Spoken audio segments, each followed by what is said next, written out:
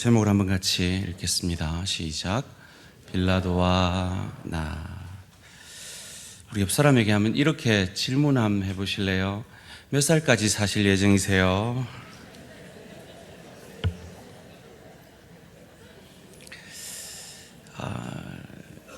저는 25년 뒤에 호라비가 될 예정입니다.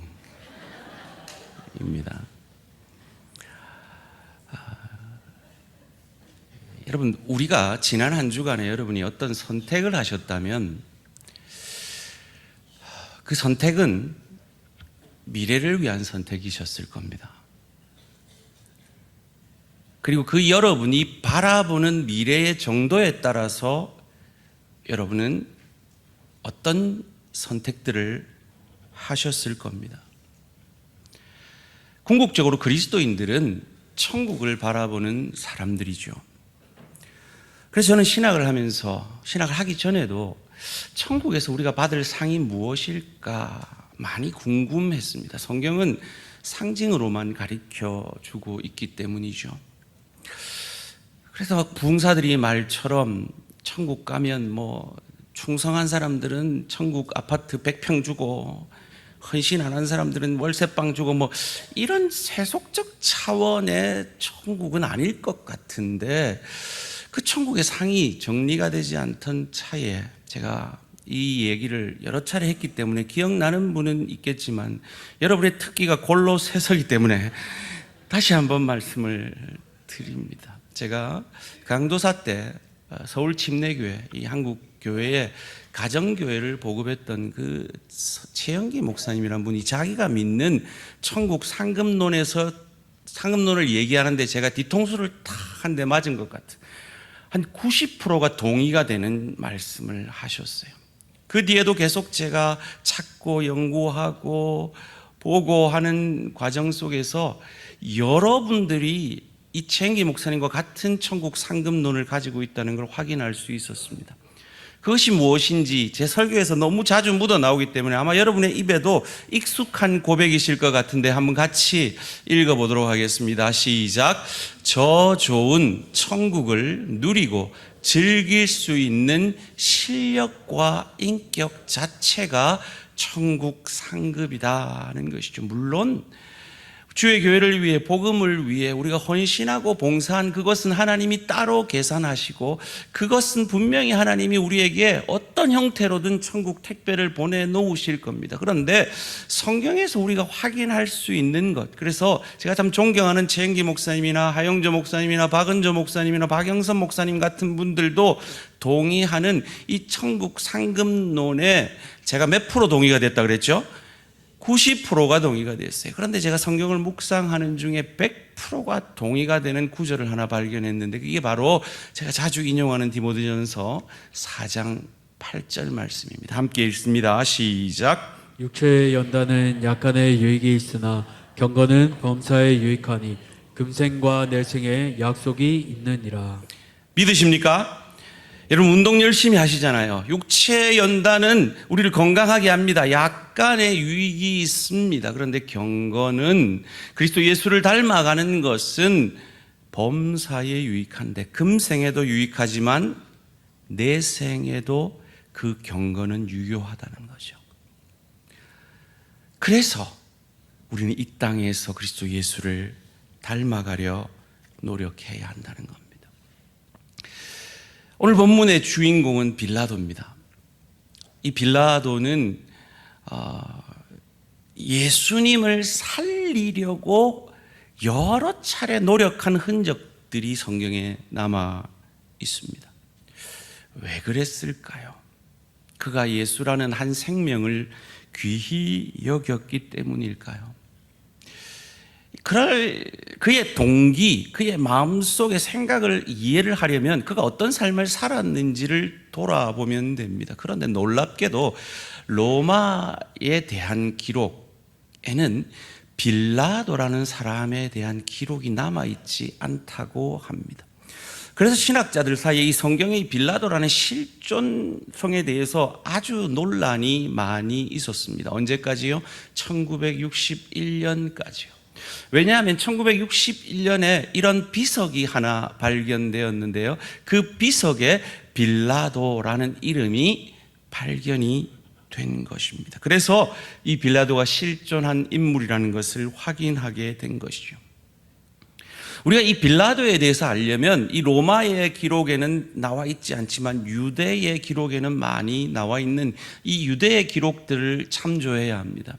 우리가 잘 알듯이 이 빌라도는 유대 총독이었습니다. 로마로부터 파송받아서 유대 총독으로 부임할 때 그는 큰 깃발의 황제의 얼굴을 그려왔다고 합니다. 그리고 황제의 동상을 들고 왔다고 합니다. 유대인들 입장에서는 기가 차고 코가 찰 일이죠. 극렬하게 유대인들이 반대를 합니다. 그래서 이가 기죽지 않으려고 빌라도가 원형극장에 그들을 모아놓고 죽이겠다고 협박을 하죠. 유대인들은 다른 문제는 몰라도 우상 숭배의 문제에 있어서만큼 죽이라라고 끝까지 저항합니다. 그래서 부임하자마자 빌라도가 한 발 물러섰다라는 기록이 있습니다. 황제에게 잘 보이려 했다가 괜히 이 총독의 역할을 잘못하면 안 되겠다는 판단이 들었겠죠. 또 이런 기록도 남아있다고 합니다. 유대는 물사정이 그렇게 좋지가 않았대요. 그래서 유대의 상수도 공사를 하면서 로마에서 조달을 받으면 밉보이니까 성전에 있는 돈을 가지고 이 상수도를 건설하려고 하다가 유대인들과 부딪혀서 유대인들이 폭동을 일으킵니다. 그때 이 빌라도가 군사들을 그 폭동 인파들 속에 사복으로 들어가게 해서 그 수많은 인파를 죽였다라는 기록이 남아 있다고 합니다. 그래서 이 로마의 기록에는 없는데 유대의 기록에는 이 빌라도 총독 우리 도저히 못 참겠습니다라고 서신을 보내가지고 이 황제가 중재를 하게 되는 그런 일도 있었다라고 하고요. 황제의 이름이 새겨진 방패를 만들었다가 또 저항에 부딪혀서 또 그들은 힘이 없으니까 황제에게 또 상소를 해서 황제가 그것을 없애라라고 말했다라는 기록이 있습니다. 무슨 말입니까? 이 빌라도는 예수라는 죄 없는 한 사람을 살리려고 애틋한 마음으로 그를 살리려 했던 것이 아니다라는 것이죠. 그의 머릿속에 그의 동기에는 오로지 황제에게 잘 보여서 이 총독의 역할을 발판 삼아서 로마의 더 높은 관리로 영전하는 것이 그의 유일한 목표였던 겁니다. 그런데 그렇다면 왜 이 빌라도가 예수를 성경 곳곳에서 살리려고 그렇게 노력했는가 하는 겁니다. 그게 도대체 황제에게 어떻게 잘 보이는 거기에 이 예수를 그렇게 살리려고 노력했는가 하는 겁니다. 예수에 대한 재판이 이렇게 시작되죠. 요한복음 18장 28절 말씀입니다. 그들이 예수를 가야바에게서 관정으로 끌고 가니 새벽이라 그들은 더럽힘을 받지 아니하고 유월절 잔치를 먹고자 하여 관정에 들어가지 아니하더라. 잠시 띄워주시고요. 참 유대인들 나쁘죠. 예수님도 유대인이고 자기들도 유대인인데 이 예수는 이방인의 집인 그 관정으로 들여보냅니다. 자기들은 안 들어가요. 왜요? 이방인한테 들어가면 부정해지기 때문에 유월절을 지킬 수 없기 때문에요. 남은 들려보내기, 다른 유대인은 들려보내고 자기들은 그 유대 율법을 지키려 하는 것이죠. 하나님 사랑, 이웃 사랑의 그 율법의 정신과는 아무 상관없는 그들이 지키고자 하는 것만 지키고 있는 것이죠. 그런데 문제는 오늘 많은 그리스도인들이 그와 비슷하다는 겁니다. 내가 잘하는 거는 강조하면서 그거 안 한다고 정죄하면서 내가 못하는 그것에 대해서는 아무 꺼리낌이 없다는 것이죠. 우리는 어떠합니까? 빌라도의 머릿속에 무슨 생각이 있었는지, 빌라도가 어떤 동기로 예수를 살리려 했는지 마태복음 27장 17절에서 19절은 이렇게 말합니다. 그들이 모였을 때에 빌라도가 물어 이르되 너희는 내가 누구를 너희에게 놓아주기를 원하느냐? 바라바냐 그리스도라 하는 예수냐 하니, 이는 그가 그들의 시기로 예수를 넘겨준 줄 알미더라. 총독이 재판석에 앉았을 때 그의 아내가 사람을 보내어 이르되 저 옳은 사람에게 아무 상관도 하지 마옵소서. 오늘 꿈에 내가 그 사람으로 인하여 얘를 많이 태웠나이다. 바라바를 가지고 협상을 할 정도로 이 빌라도는 예수를 놓아주기를 원합니다.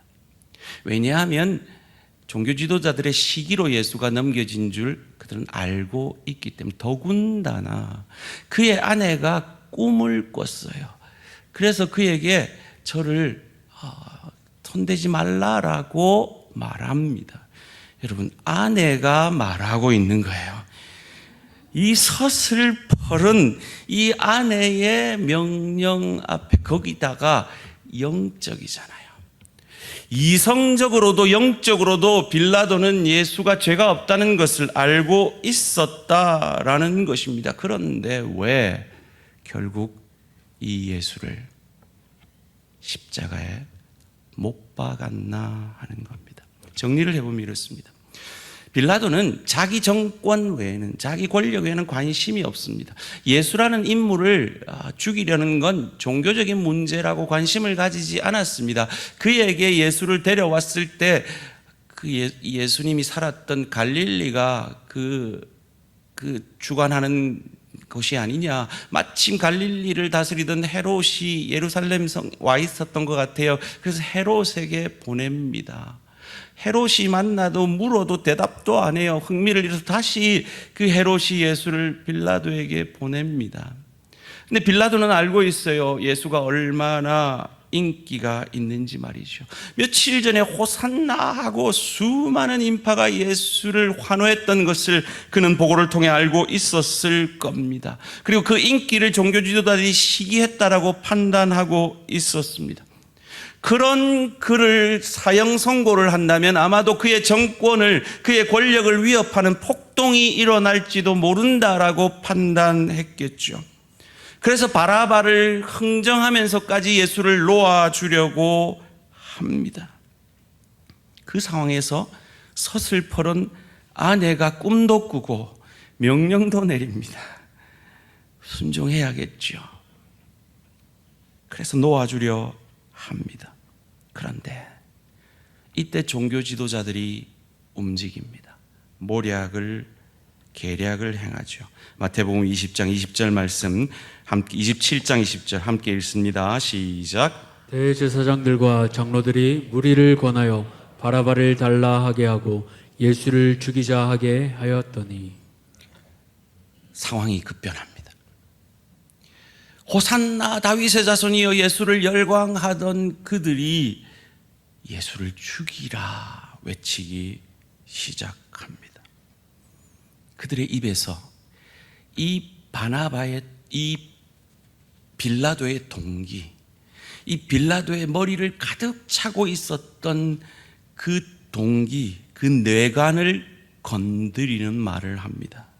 요한복음 19장 12절 말씀입니다. 이러함으로 빌라도가 예수를 놓으려고 힘썼으나 유대인들이 소리질러 이르되 이 사람을 놓으면 가이사의 충신이 아니니이다. 무릇 자기를 왕이라 하는 자는 가이사를 반역하는 것이니이다. 그가 가장 예민한 이 정치 권력의 문제를 건드립니다. 그들이 알고 있었던 거죠. 이에 빌라도는 결론을 이렇게 내립니다. 마태복음 27장 24절 말씀입니다. 빌라도가 아무 성과도 없이 도리어 밀란이 나려는 것을 보고 물을 가져다가 무리 앞에서 손을 씻으며 이르되 이 사람의 피에 대하여 나는 무죄하니 너희가 당하라. 이제 우리는 빌라도의 머릿속에 빌라도의 동기가 무엇이었는지를 알게 됩니다. 그는 그가 가진 그 권력을 잘 유지하려고 예수를 살리려 했습니다. 그리고 그가 가진 그 권력을 잘 유지하려고 예수를 십자가에 죽이려고 합니다. 그를 움직이는 것은 이기심이며 권력이며 그의 욕망입니다. 그는 알고 있었습니다. 예수가 시기로 넘겨준 줄을. 그는 영적으로도 그의 아내의 꿈을 통해서 알고 있었습니다. 그가 죄가 없다는 것을. 그럼에도 불구하고 그는 어떤 선택을 함에 있어서 진리가 아니라 자기 이익을 근거로 선택을 합니다. 진리가 그의 동기와 판단 기준이 아니라 내게 이익이 되는 것이 무엇인가를 근거로 그는 선택을 하고 있는 것입니다. 사랑하는 성도님들, 지난 한 주 여러분은 가정에서, 일터에서, 주회교회에서 어떤 동기로 여러분 머릿속을 가득 채운 것은 무엇입니까? 그리고 정직하게 우리 자신들의 모습을 돌아볼 때 우리도 빌라도처럼 이기심으로, 내 이익과 내 자존심으로 많은 선택을 했다는 것을 인정하지 않을 수 없는 것입니다. 진리보다는 무엇이 내 기분을 좋게 하고 무엇이 내게 이익이 되고 무엇이 내 자존심을 세워주느냐를 선택했다면 우리는 빌라도와 다를 바 없는 사람들인 겁니다. 그런 빌라도를, 우리를 위해 예수님은 동일한 시간에 무엇을 하고 어떤 길을 걸어가고 계셨습니까? 오늘 본문 1절 말씀 함께 읽겠습니다. 시작. 이에 빌라도가 예수를 데려다가 채찍질하더라. 이 초대 교회의 역사를 가장 잘 기록한 요세푸스라는 이 역사학자는 당시의 채찍에 대해서 이렇게 설명을 합니다. 당시 채찍은 그 가죽에다가 나비나 짐승의 뼈를 박았다고 합니다. 그리고 채찍질 할 때는 그 채찍을 휘두르게 되면 그 사람의 몸에 그 납과 그 짐승의 뼈가 박혀서 다시 걷어들일 때는 살과 피가 낭자했다고 합니다. 그리고 채찍질을 하면 그 채찍질을 하던 사람이 채찍질 하다 지칠 때까지, 지쳐 쓰러질 때까지 채찍질하고 그 사람이 쓰러지면 또 다른 사람이 채찍을 잡고 채찍질을 했다라고 기록하고 있습니다. 요세푸스는 이 채찍질로 말미암아 수많은 사람들이 죽었다라고 기록하고 있습니다. 왜 예수님이 이 채찍질을 그냥 맞고 계십니까? 그에게는 36,000명의 천군 천사를 동원할 권한이 있었습니다. 그런데 왜 예수님은 그 권한을 쓰지 아니하시고 힘없는 어린 양같이 그 채찍질을 맞고만 계십니까? 그것을 이사야서 53장 5절에서 이렇게 설명합니다. 그가 찔림은 우리의 허물 때문이요 그가 상함은 우리의 죄악 때문이라. 그가 징계를 받음으로 우리는 평화를 누리고 그가 채찍에 맞음으로 우리는 나음을 받았도다. 우리를 낫게 하기 위해서 그는 채찍을 아무 힘없는 어린 양처럼 그 모든 권한을 내려놓고 맞고 계신 겁니다. 이어지는 2절 말씀에서 예수님은 참 우스꽝스러운 모습으로 계셨음을 기록하고 있습니다. 군인들이 가시나무로 관을 엮어 그의 머리에 씌우고 자색 옷을 입히고 얼마나 우스꽝스럽습니까? 가시나무로 왕관 쓰듯이 관을 썼습니다. 그리고 자색 옷을 입혀놨습니다. 참 우스꽝스러운 모습이죠. 왜요? 왜 우리 예수님이 가시관을 왕관처럼 쓰시고 자색 옷을 입고 계셔야 했습니까? 그것을 창세기 3장 17절 18절은 우리에게 이렇게 가르쳐 줍니다. 아담에게 이르시되 내가 내 아내의 말을 듣고 내가 내게 먹지 말라 한 나무의 열매를 먹었은즉 땅은 너로 말미암아 저주를 받고 너는 내 평생에 수고하여야 그 소산을 먹으리라. 땅이 내게 가시 덤불과 엉겅퀴를 낼 것이라. 우리의 죄로 말미암은 이 가시 덤불을 그의 머리에 쓰고 계신 겁니다. 이전 성경에 홍포라고 번역되어 있었던 이 자색 옷을 왜 예수님은 입고 계십니까? 이것을 이사야는 이사야 1장 18절에서 이렇게 말합니다. 여호와께서 말씀하시되 오라 우리가 서로 변론하자. 너희의 죄가 주홍 같을지라도. 여기서 주홍이라는 이 단어 원문과 자색 옷이라는 홍포라는 그 원문이 같은 원문입니다.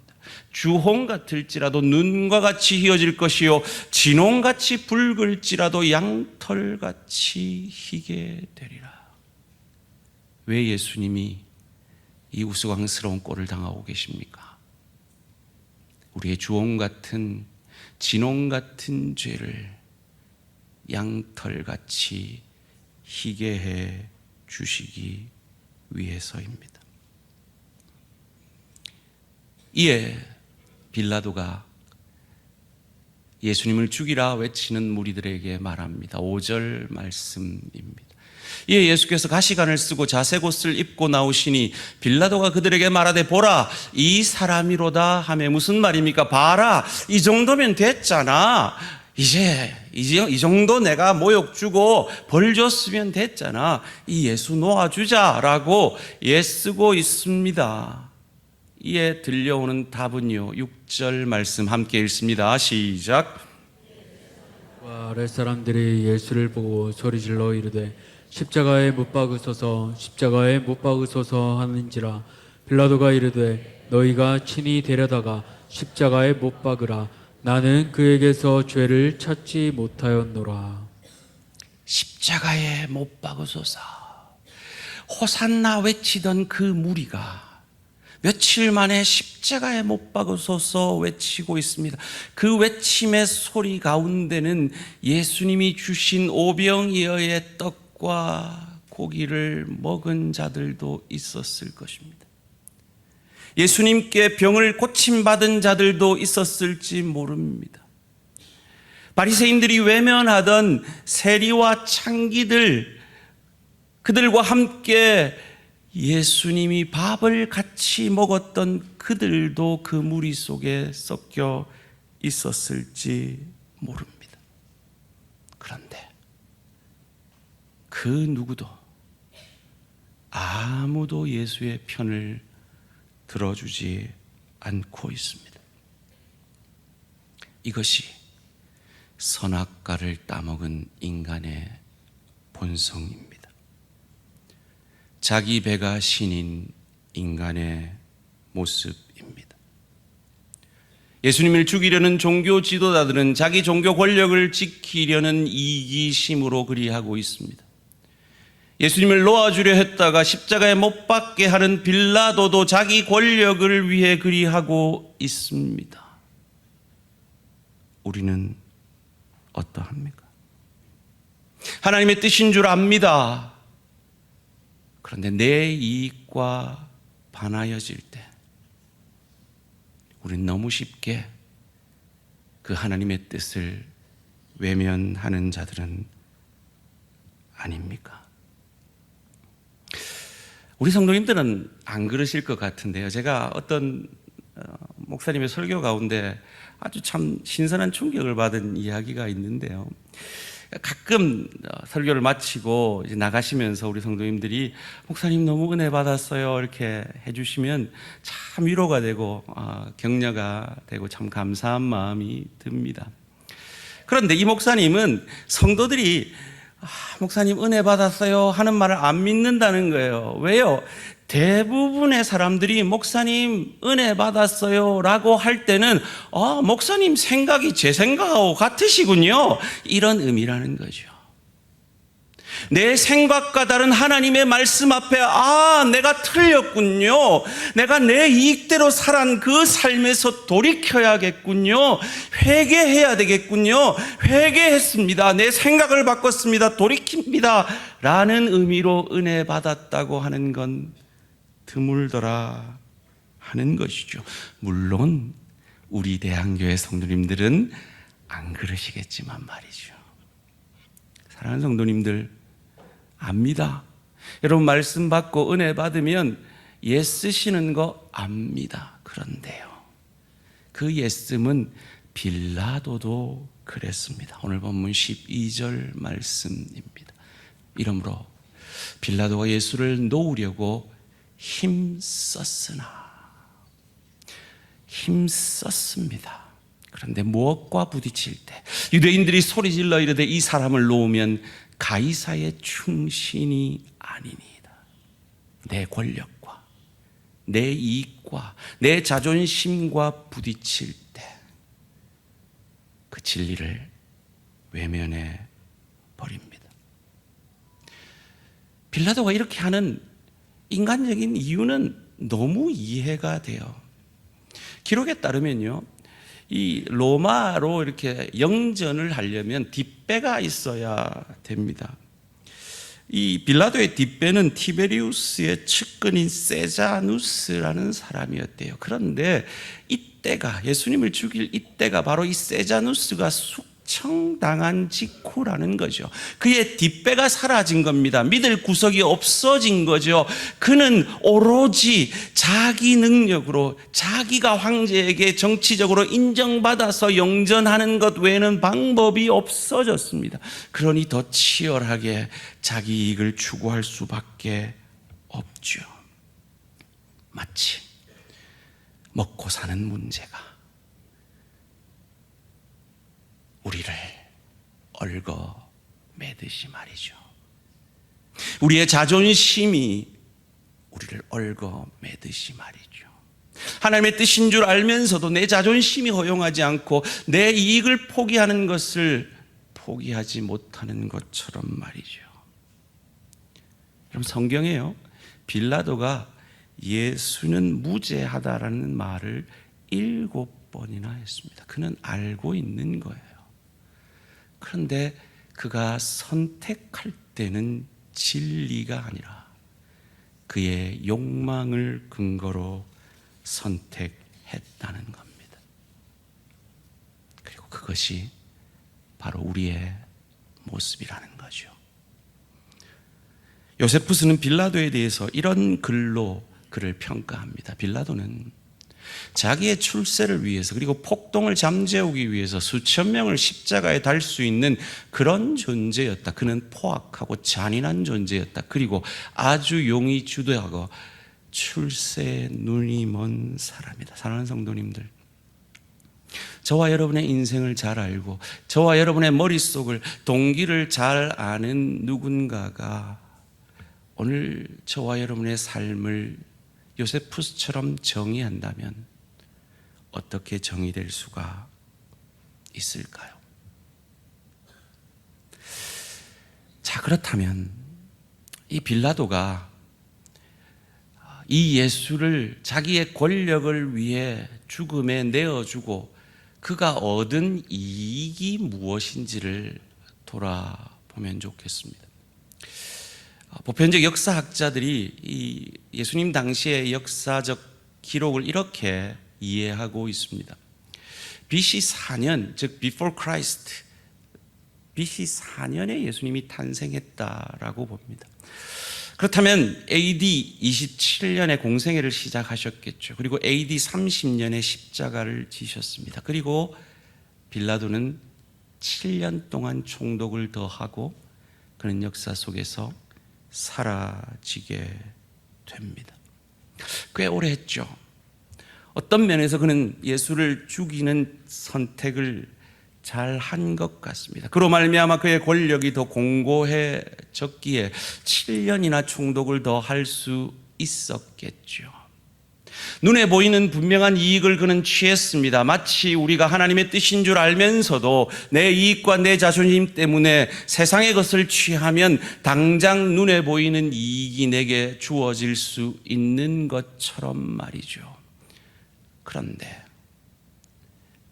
그는 어디까지 미래를 봤을까요? 그리고 저와 여러분은 어디까지 미래를 보고 선택을 하고 있습니까? 그는 7년간 총독을 할 수 있는 영예를 누렸습니다. 그리고 2000년 동안 수십억의 그리스도인들의 입에서 저주를 받습니다. 본디오 빌라도에게 고난을 받으사, 그리고 그는 그의 영생을 지옥에서 보내고 있을 것입니다. 사랑하는 성도님들, 이번 한 주간도 저와 여러분은 가정에서, 일터에서 어떤 선택을 하며 사실 겁니다. 그 선택은 여러분이 그 선택을 통해 보고 있는 미래의 범위로 결정되어질 것입니다.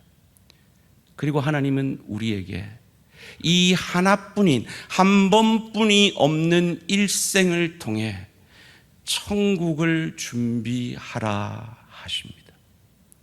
그리고 우리에게 천국 상급을 이렇게 말씀하십니다. 다시 한번 읽겠습니다. 천국 상급 시작. 저 좋은 천국을 누리고 즐길 수 있는 실력과 인격 자체. 여러분이 정말 이것을 믿으신다면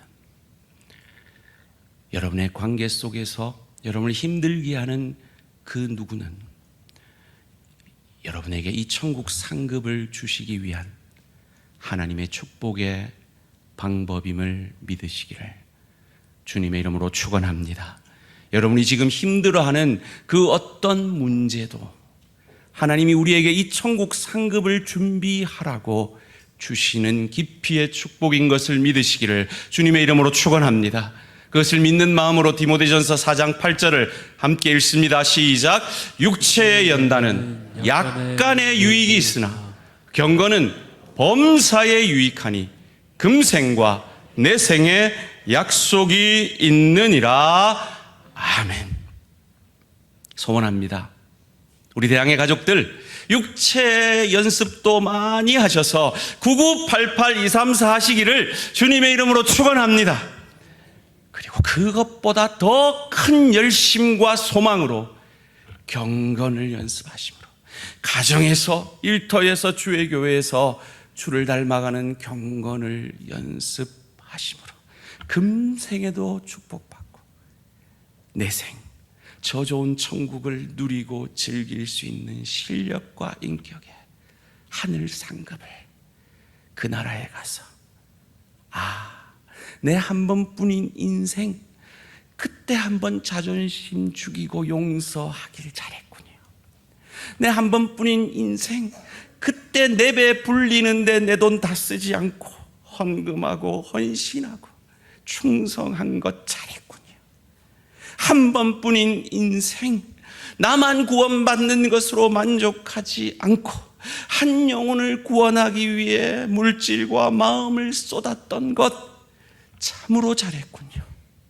그 믿음의 고백을 하실 수 있게 되기를 주님의 이름으로 축원합니다. 혹 오늘 이 자리에 아직도 예수를 나의 구주, 나의 하나님으로 믿고 영접하지 못한 분들 계십니까? 우리 예수님의 마음이요, 빌라도에게도 이렇게 드러나요. 요한복음 18장 33절 34절 말씀인데요, 이에 빌라도가 다시 관정에 들어가 예수를 불러 이르되 내가 유대인의 왕이냐? 이렇게 물으니까요, 예수님이 뭐라고 반문하셨는지 아세요? 34절에 예수께서 대답하시되 이는 내가 스스로 하는 말이냐 다른 사람들이 나에 대하여 내게 한 말이냐? 무슨 말입니까? 너 다른 사람 말 듣고 하는 거야? 아니면 너 스스로 뭔가 깨달음이 온 거야? 라고 묻고 계신 거예요.